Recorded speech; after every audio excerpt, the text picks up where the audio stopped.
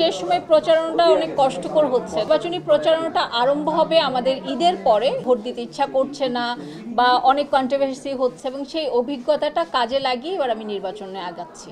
100% support পাচ্ছি। নির্বাচন থেকে উনি বিমুখ হয়নি। আমি যখন থেকে আসছি আমার সাথে কিন্তু সিনিয়ররা নির্বাচন করতে আসছে।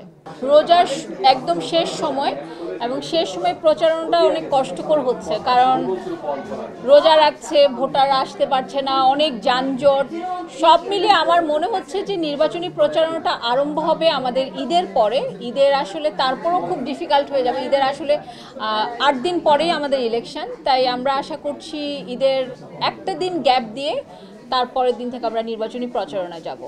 আমার কাছে তেমনটা মনে হচ্ছে না, কারণ আমি অলরেডি ভোটারদের সাথে কথা বলা আরম্ভ করেছি। সিনিয়র জুনিয়র যা আছে সবার সাথে কথা বলা আরম্ভ করেছি। কারোর কাছে আমি কোনো বিরূপ প্রতিক্রিয়া পাচ্ছি না যে আমি ভোট দিতে আসবো না বা ভোট দিতে ইচ্ছা করছে না বা অনেক কন্ট্রোভার্সি হচ্ছে। আমি এমন কোনো সম্ভাবনা বা পরিস্থিতির মুখোমুখি এখনো হইনি।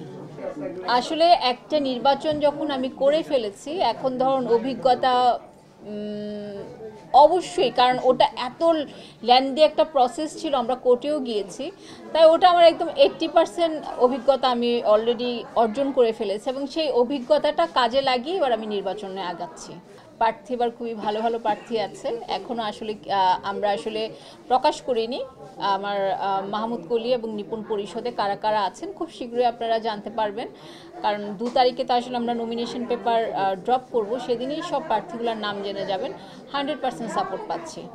অবশ্যই একটা গুঞ্জন, কারণ গুঞ্জন যেখানেই গুঞ্জন থাকবে, যেখানেই একটা সংগঠন থাকবে সেখানে অনেক গুঞ্জন থাকবে, রটনা থাকবে, অনেক কিছুই থাকবে, সেগুলো নিয়ে আসলে আমাদেরকে কাজ করতে হবে।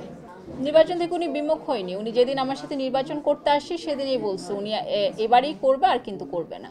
আর আপনারা যদি একটু খেয়াল করে দেখেন, বিগত 15-20 বছরে কিন্তু কোনো সিনিয়ররা নির্বাচন করতে আসেনি। আমি যখন থেকে আসছি আমার সাথে কিন্তু সিনিয়ররা নির্বাচন করতে আসছে।